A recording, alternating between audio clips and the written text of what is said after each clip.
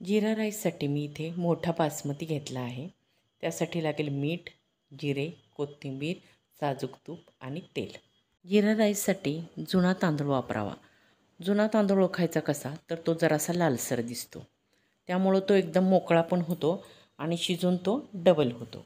आता आपण हा तांदूळ 2-3 पाण्याने स्वच्छ धुवून घेऊयात.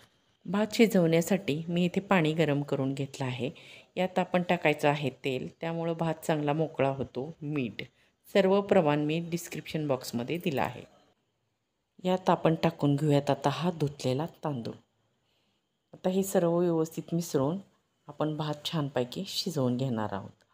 भात सुरुवातीला चांगला मोठ्या फ्लेमवर उकळून घ्यावा आणि नंतर बारीक फ्लेमवर तो चांगला शिजवून घ्यावा. भात जास्त मऊ शिजवायचा नाही. आता आपला भात शिजून झाला आहे. हा भात अशा प्रकारे शिजला की तो एका ताटलीमध्ये अर्धा तास गार करून घ्यायचा आहे. भात गार झाला की आपण आता फोडणीची तयारी करूया.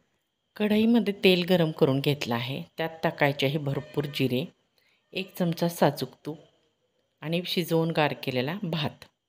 आता हे सर्व व्यवस्थित मिसळून घेऊयात. भाताला व्यवस्थित वाफ देऊन घ्यायची आणि वरनं शेवटी टाकायची आहे कोथिंबीर. खाण्यासाठी तयार आहे गरमागरम जिरा राईस.